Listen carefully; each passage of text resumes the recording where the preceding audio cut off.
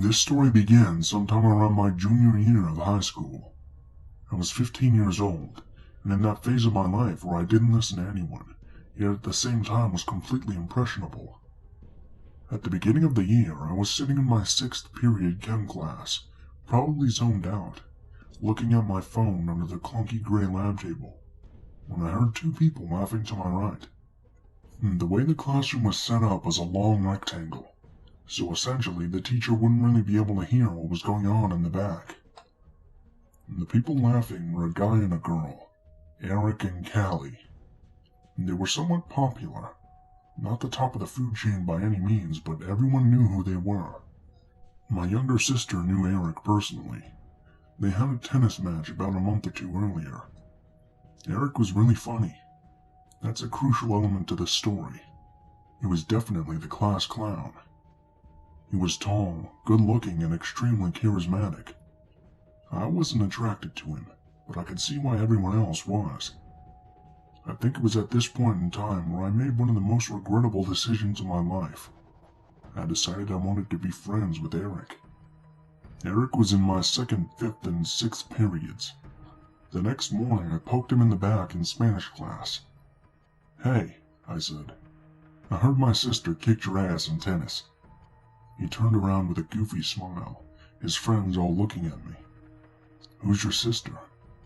His voice had a specific cadence to it. "Karen," I replied. I don't really remember the rest of this encounter, but I'm pretty sure he denied losing the tennis match. I think the conversation ended shortly thereafter, and my day continued until I saw him in math class. Algebra 2 was one of those classes where the teacher would lecture for a while, give us homework, and then let us have the rest of the period to work on it so we wouldn't have to do it when we got home. I was looking at my paper, probably confused, when I hear a familiar voice. "Hey, girl." I looked down and saw Eric crouched to my desk on the floor. "What's up?" He started asking me about tennis, and once I said that I played, a huge smile spread across his face. I think this is when he latched on to me.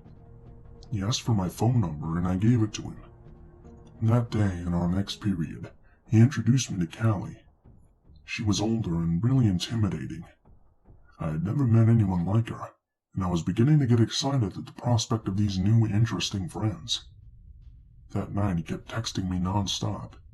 He would ask me questions and then would reply ha ha ha to everything I said. I thought it was weird, but that was just his humor. After this day, he never left my side.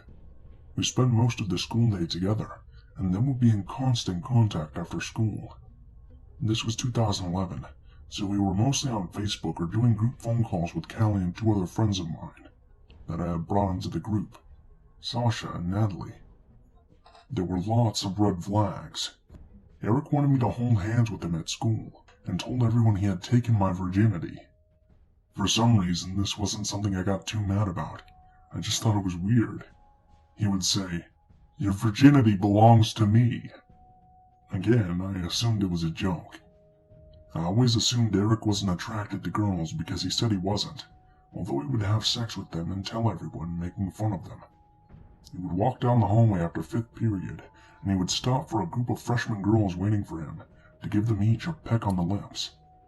One time we were walking to the bus, and there was a girl about 10 feet in front of us. She was cheating on her boyfriend, which I whispered to him, pointing her out.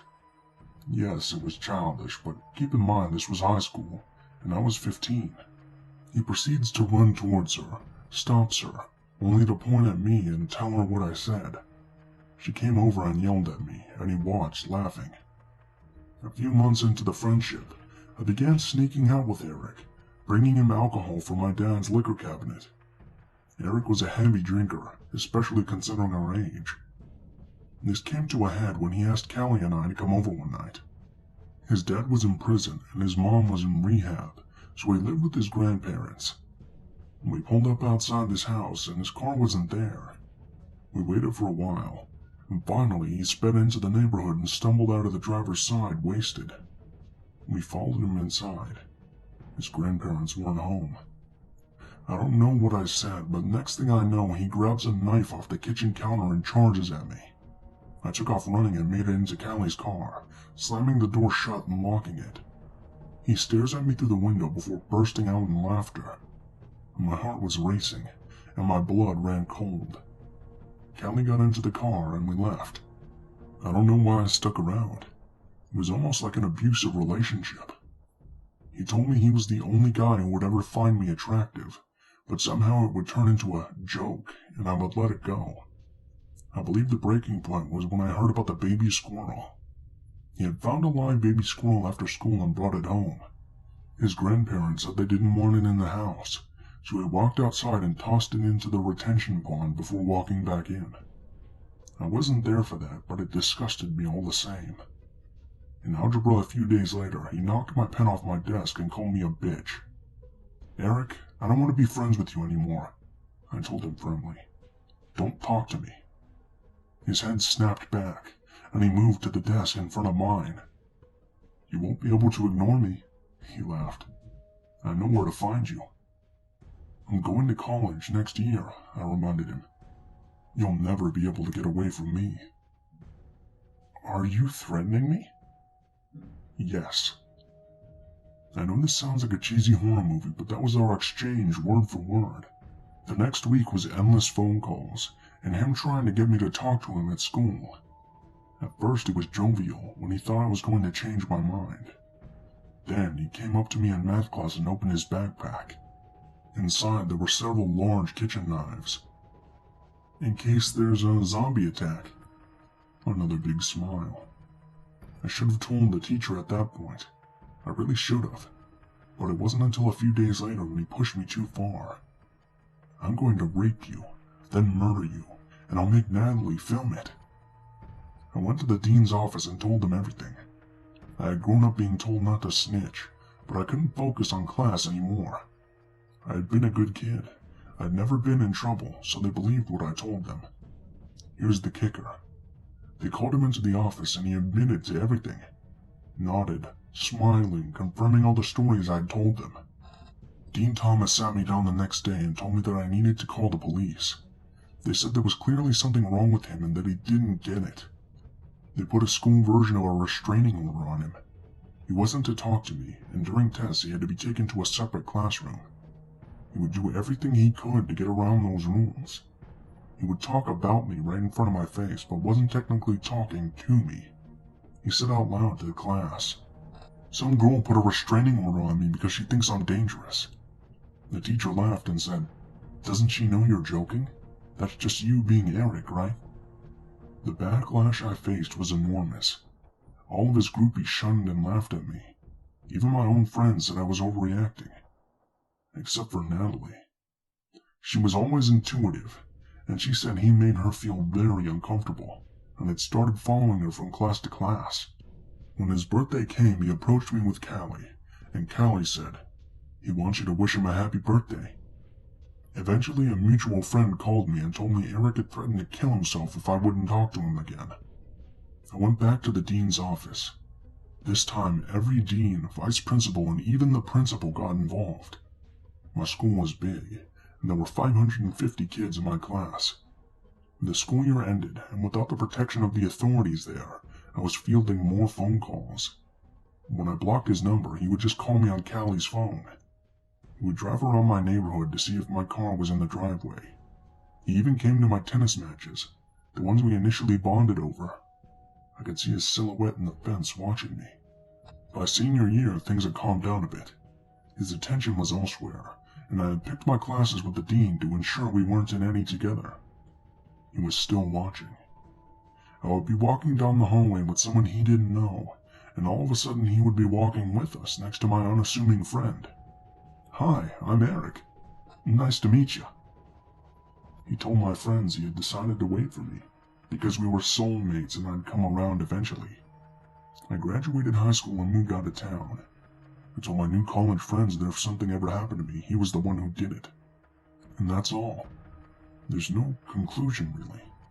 Except he always knows when I come into town. I don't know how because I blocked him on everything.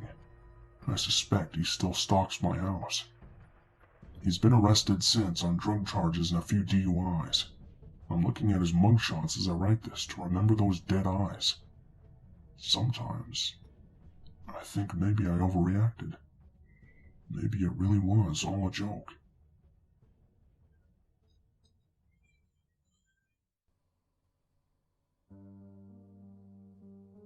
You're looking for something better than a "he looked at me and it was creepy" story, huh? Well, here you are. Throwaway account, as this was an incredibly stressful time in my life, and I'd like to try and stay as anonymous as possible. I do admit this story has a very fine line between bizarre and abusive, but overall it's the creepiest thing that's ever happened to me. In all honesty, I've had a lot of creepy encounters, known a lot of normal people that ended up doing very bad things. Sometimes I almost feel like I'm cursed to make friends with rough edges. This whole situation started when I was a sophomore in high school. I showed up to school one day and noticed a new boy in my class. I was your atypical goth girl, and this guy was a teenage bad boy dream.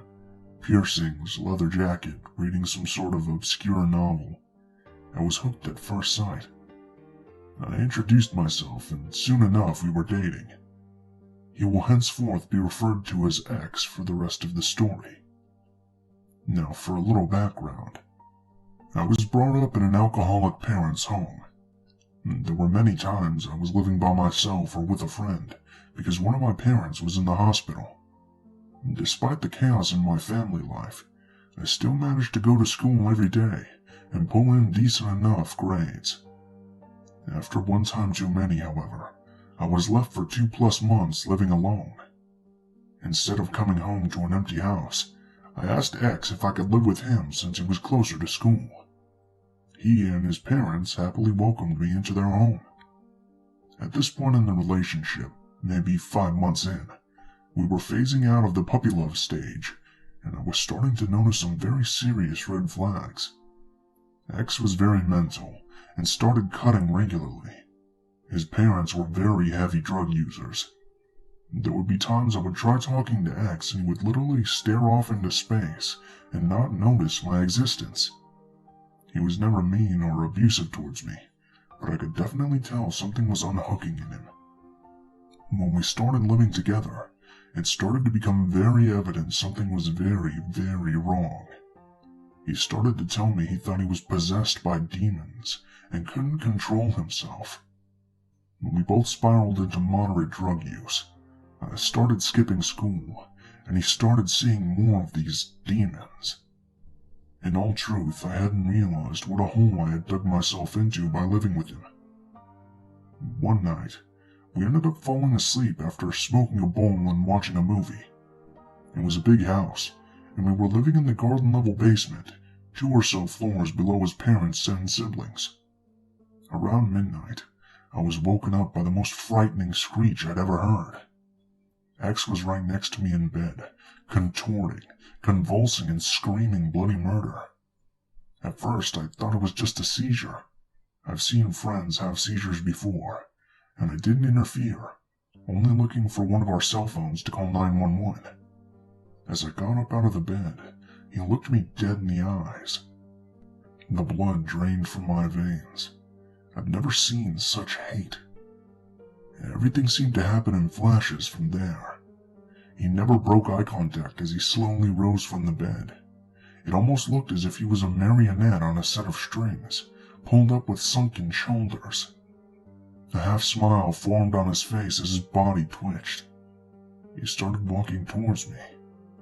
I can't describe how terrified I was, cornered in the room, opposite to the door. I felt my ears swell and ring. He started screeching at me, coming within a centimeter of my face, never breaking his gaze. I started pushing him, yelling at him to cut it out, but it was like trying to push away a stone statue. He would not move. He finally started talking, ranting about the demon and not making a single word of sense. As bizarre as it was, I knew he was having some sort of mental episode. I truly did fear for my life, and knew I needed to escape. Suddenly, I felt as if I was sucked back into the moment, and my senses were incredibly acute. I noticed the window we had cracked open earlier. I pushed the window back, punched through the screen, and climbed out as he stood silently staring after me. I'm pretty sure I stayed outside for an hour, hyperventilating before I decided to ring the doorbell. One of his parents answered, very confused, and set me up with a blanket on the couch on the first floor with no questions asked. In the morning, X came up and acted as if nothing had happened, no matter how much I pestered him about it. It was as if it had all been a bad dream. I made arrangements to stay with another friend that day, and broke up with X about a week after, once I was actually able to face him again. Sometimes I wonder if it had been some sort of sick joke to get me out of his house or out of the relationship, but I watched unshocked in the years after, as he fell into severe drug abuse and mental illness.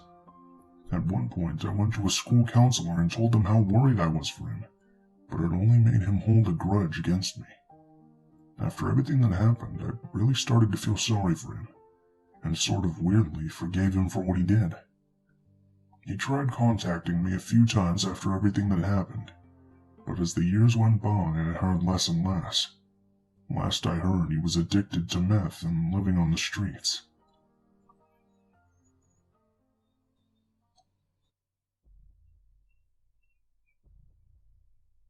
This particular encounter still freaks me out. I know how horrible it could have ended, and I sometimes thank my crippling social anxiety, as well as general common sense, for preventing the worst. My freshman year of high school, when I was about 14, proved challenging socially. Afraid to really connect with strangers, I would typically eat lunch by myself or sit in the back of a classroom to avoid detection. I did have a few close friends from band, and I also grew fond of an equally awkward girl in my public speaking class. Now, because our public speaking teacher was also the drama teacher and cared much more about the musical than assigning us speeches, we never had to stand up in front of the class. Instead, I would walk into the room, sit down next to my friend, and talk to her for about an hour until the bell rang. After probably about 3 months, this class became a nightmare. I was walking through the halls one day in between classes when I was approached by a fellow freshman that I knew from band. She handed me a piece of paper and winked at me. "This is from Zach," she said. I believe that I stared at her rather blankly, earning me an eye roll.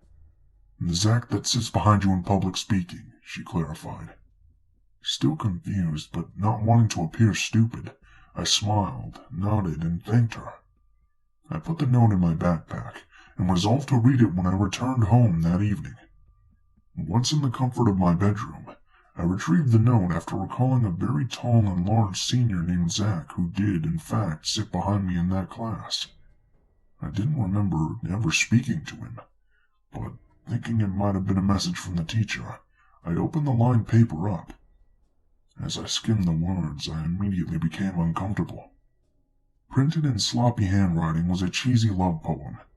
In it, he described all of my physical features, mentioned my full name, which he spelled correctly, a feat which not many people can accomplish, and professed his undying love. Now, I was very, very confused. I had never even spoken to this kid. I only ever talked to the other freshmen in the class, and I had no account on any social media platform where he could have lifted the information. Even if I did know him, my mental issues would have definitely prevented any sort of long-term relationship. At this point, I was honestly a little more scared at the prospect of having to speak with someone I didn't know than the actual poem, but I still began to skip that particular class. After not attending public speaking for a good 2 weeks, I was eventually approached by a girl I knew from band, a fellow clarinet player by the name of Corey. "I heard you've been ditching," she said with a bit of a smirk. "Good girls don't ditch." When I just laughed and shrugged, she continued, "Well, your boyfriend thinks you're avoiding him." "What? That Zach guy? He's definitely not my boyfriend." "I have some classes with him too. I think he's a nice guy. You should give him a chance. He likes you a lot." Wanting to end the conversation, I just said that I would think about it and walked away. I think that Corey told Zach what I had said, and things started to escalate. I received a similar poem taped to my locker a few days later, and I began to see Zach standing outside of my classes as I left. Because he was blocking the door, I had no choice but to talk to him. I don't remember the exact conversation, but I remember that he pulled out a large black binder and handed it to me. He told me that he was a writer, and that all the pages were filled with poems for me. After flipping through some very cringe-worthy writing, I believe that I thanked him, not wanting to hurt any feelings. He interpreted this as a go-ahead for a kiss, and I became pinned to a wall. And this guy was well over 200 pounds, so he had quite the advantage physically against a small 14-year-old girl. When he finally came up for air, smiling like he had just won the ultimate prize, I told him that I was running late for my next class and he released me.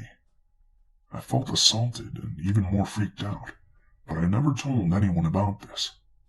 I never told anyone even when he began to wait for me by my brother's car. He went to the same school and drove me home. I never told anyone even when I saw Zach walking through my neighborhood, staring at houses intently like he was trying to figure out which one was mine. I had to change all of the routes I took to get to my classes, and I would sneak out back doors just to avoid him. I guess I figured that the school year was almost over, and once he graduated, my problems would resolve themselves. However, about a month later, I was leaving the school with a couple of band friends. It was around midnight after a musical performance. I was in the pit orchestra, and we were going to grab a bite to eat at a village inn. As I made my way to my friend's car, I felt hands grasp me around my waist. Spinning around in fright, I noticed Zach had pinned me against a different car. "I haven't seen you in a while," he said. "But that's okay. Love transcends time." I think I just smiled uncomfortably and said something about being busy with the musical. He ran a hand up my back and wrapped it around the back of my neck. "I know you're super busy, and that got me thinking. I love you more than anything, and I know that we're young, and I know that I don't have a ring, but please run away with me. Please marry me." Completely stunned and paralyzed, one of my friends arrived. She overheard the conversation and picked up on how freaked out I was, and she swooped in. "Hey," she said. "We have to leave right now. Sorry. My mom wants me home in like 5 minutes, and she'll not be happy if I'm late. Come on." She grabbed my arm and wiggled my body free from Zach. "Wait, so will you?" Zach asked as my friend dragged me away. I said something stupid about having to think about it, and I made my way into my friend's car without any other problems. We laughed and joked about it later, but it scared me enough to take my cautiousness to the next level. For the rest of the school year, I made complex plans on how to travel between classes so I wouldn't have to see him, and I made sure that I walked to and from any car with a group of people. Again, I never told anyone, even though an 18-year-old adult man proposing to and stalking a young girl was more than not okay. I wish I had, though, and I wish it had ended there. A few years ago, when I was about 21, I was scrolling through my Facebook page when, all of a sudden, messages from people I hadn't talked to in years began flooding in. They all said something along the lines of, "Holy shit, this is creepy. Oh my god, are you okay?" And they included links to a news article. Apparently, Zach had been arrested for the possession of child pornography and for multiple counts of molestation against a minor. A couple of the girls mentioned in the article I even knew from high school. I was pretty decent friends with them too, even though they were freshmen when I was a senior. I just hoped that he didn't hurt them because they were friends with me. He's in jail now for a very long time. However, if you search my name through Google, you'll still find books that Zach actually published, containing hundreds of poems that he dedicated to me. But honestly, I'm just glad that he's locked up and unable to hurt any more girls.